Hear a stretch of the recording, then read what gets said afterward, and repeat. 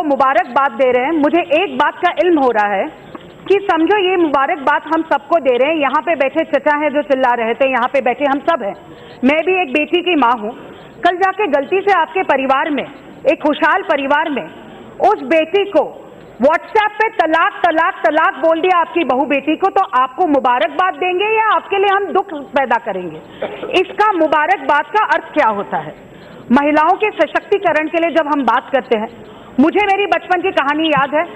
मैं खुद मराठी माध्यम में पढ़ी हूँ अध्यक्ष महोदय, तो अंग्रेजी हम एक 10वीं 12वीं साल के होने के बाद सीखते हैं। तभी ही और शी का मतलब थोड़ा बहुत सीखते सीखते आगे पढ़ रहे थे। मैंने एक बार अपने पिताजी को आके पूछा कि बाबा ही और she, how is it place? अभी छोटी थी, कोई भी हम सवाल पूछ लेते हैं, वो कहते हैं ही पुरुष होता है और शी महिला होती है। मैंने लेकिन ही और शी क्यों होता है? ये कहते हैं ही तो पुरुष होता है, लेकिन ही के पहले एस लगाया है क्योंकि सुपीरियर टू ही वो महिला शी होती है। ये मेरे पिताजी ने सिखाया है और इसी विचारधारा को हम लेके चलते हैं। और इसी बात पे मुबारकबाद मैं देना चाहती हूँ मेरे प्रधानमंत्री जी को कि उसी सुपीरियर टू ही को वो ताकत देना चाहते हैं, आगे बढ़ाना चाहते हैं और इसके लिए ये बिल लाया है। विवाह पद्धति के बारे में जब हम बात करते हैं, इट्स अ सेक्रेड इंस्टीट्यूशन।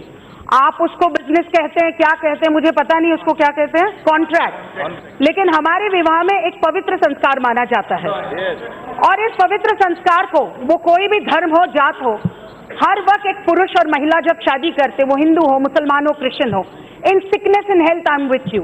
जब मैं शादी कर रहा हूं तो मैं तुम्हारे साथ रहूंगा, मैं तुम्हारे साथ रहूंगी। जब सप्तपदी में हम शपथ लेते हैं तो हर 7 सवालों पे हम एक दूसरे के साथ रहते हैं। ये विचार लेके हम चलते हैं और मैं मुबारकबाद इसलिए देना चाहती हूं कि इसी पद्धति को हर किसी को उस ताकत के रूप से हम आगे बढ़ाना चाहते हैं। धर्म की परिभाषा हर कोई अपने रूप से बता सकता है, धर्म की परिभाषा अपने रूप से कोई भी उसको आगे ले जा सकता है, लेकिन धर्म की परिभाषा के साथ जिस समाज में हम रह रहे हैं, उस समाज की परिभाषा भी धर्म के साथ आगे बढ़नी चाहिए।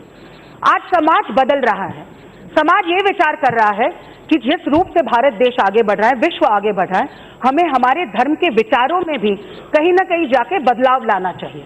और मैं ये कहना चाहती हूँ कि जिस धर्म से मैं आ रही हूँ, हमने भी बदलाव लाया। उस बदलाव पे विषय भी चले, सती की प्रथा हो, वो चाइल्ड मैरिज हो, वो कोई भी विषय हो, उसमें भी समाज की सुधारक उस विचारों को, उस कानून को आगे बढ़ाने के लिए समाज सुधारक आगे बढ़ रहे थे और उस समाज सुधारकों ने इसको आगे बढ़ के 1956 में हमें भी डिवोर्स के लिए वो ताकत मिली कि ऐसे कुछ नहीं कि पति तुमको कहे तो तुम एक दूसरे पत्नी को छोड़ दें, लेकिन पत्नी चाहे तो वो भी लड़ सकती है। ये ताकत हमें हमारे समाज में कानून ने दी है। कानून यही कहता है कि समानता हर किसी को चाहिए। कानून ये भी कहता है, गांधी जी के 3 बंदर हम कहते हैं कि बुरा सुनना नहीं चाहिए, बुरा बोलना नहीं चाहिए और बुरा कहना भी नहीं चाहिए। लेकिन कानून ने समाज में हमें ये सिखाया है कि बुरा हो तो उसे सहना भी नहीं चाहिए और उस सहने के खिलाफ हम सब हैं। 21वीं सदी में मंगलयान चल रहा है। आज इसरो की सबसे ज्यादा साइंटिस्ट महिलाएं हैं और अभी भी हम मुबारकबाद दे रहे हैं कि महिलाओं को ट्रिपल तलाक दे दिया तो चल जाएगा, कुछ नहीं होता, उसके बारे में हम क्या कर सकते हैं। मुझे दुख ये होता है कि यहाँ पे महिला सांसद हम सब बैठे हुए हैं। हम प्लेन में कहाँ जाना चाहते हैं और कहाँ नहीं जाना चाहते हो तो बाद में तय करेंगे। हमें जो सुप्रीम कोर्ट ने कहा है उस सुप्रीम कोर्ट को हम मानते हैं। सुप्रीम कोर्ट ने यह भी कहा है कि कानून तलाक का, ट्रिपल तलाक का बनाए, इसलिए हम सुप्रीम कोर्ट को सर झुका के सुप्रीम कोर्ट की बात सुन रहे हैं। यहाँ पे इतनी सारी मेरी महिलाएं सांसद बैठी है, मुझे अच्छा लगा कि अपने भाइयों के लिए वो लड़ रही है कि भाई जेल कैसे जाए, भाई ऐसे कैसे जाएगा हमारा जेल। ये आप समाज सुधार के बारे में बात नहीं कर रहे, मेरे भाइयों के खिलाफ बात कर रहे हैं।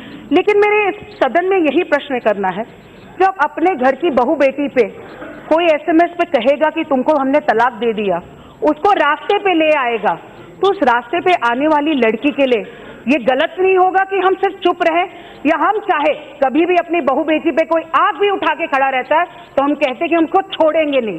तो क्यों हम ये कानून नहीं बना सकते कि जो ये करेगा पहला, दूसरा, तीसरा जेल में जाएगा, लेकिन चौथा, पांचवा सोच के बोलेगा तलाक बोलूं या ना बोलूं, इसलिए ये कानून बनाया गया है।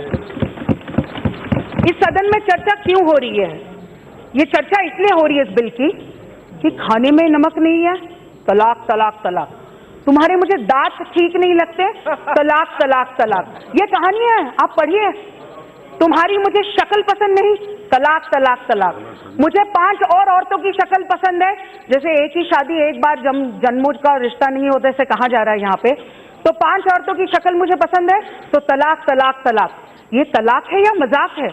महिलाओं की जिंदगी के साथ खेलना और उस प्रताड़ना पे हम सब ने उस पर मजाक करना, ये तो मुझे नहीं लगता ठीक है। और इसी कानून को लेके हम आगे बढ़ना चाहते हैं। Reform is all about society. हम यहाँ पे बैठे हुए सोशल रिफॉर्मर्स भी है। जैसे हम कानून बनाते हैं, उस कानून के रूप से सोशल रिफॉर्म भी होना चाहिए। हमारा सिर्फ काम ये नहीं कि कानून बनाते रहे, हमारा काम है उससे आने वाली जनता को, समाज को हम आगे बढ़ाएं। इसी सदन से ही अपेक्षा करती हूँ।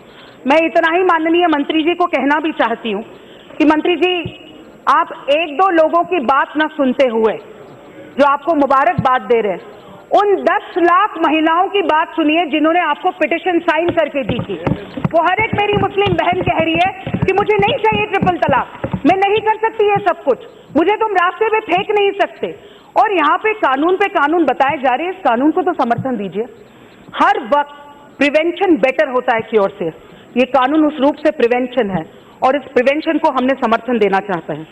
मैं इसमें थोड़े बहुत सजेशन भी करना चाहती हूँ कि महिलाओं के सम्मान और समानता के लिए हम ये कानून ला रहे हैं। मैं पुरुष सांसदों को यहाँ पे पूछना चाहती हूँ, हिंदू परिवारों में दहेज का मौका था, दहेज अभी क्रिमिनल ऑफेंस हो गया।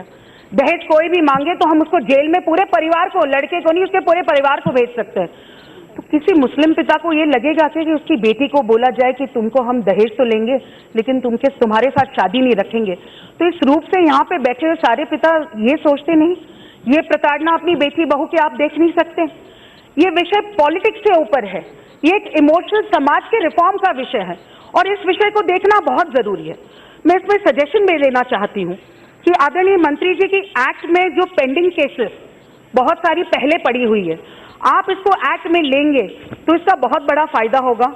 जिस सुपीरियर ही के बारे में हम बात करें, उस धर्म, उस सुधार, उसके लिए जहां हम खड़े हैं, उसी महिलाओं के लिए हम आगे बढ़ना चाहते हैं। आदरणीय प्रधानमंत्री मोदी जी ने जब करोड़ों उज्ज्वला योजना से गैस सिलेंडर दिए, महिलाओं की सुरक्षा और सम्मान के लिए शौचालय दिया, तब ये सोच के दिया था कि ये मेरी मुस्लिम बहनें, मेरी हिंदू बहनें, मेरी ये बहनें, मेरी वो बहनें?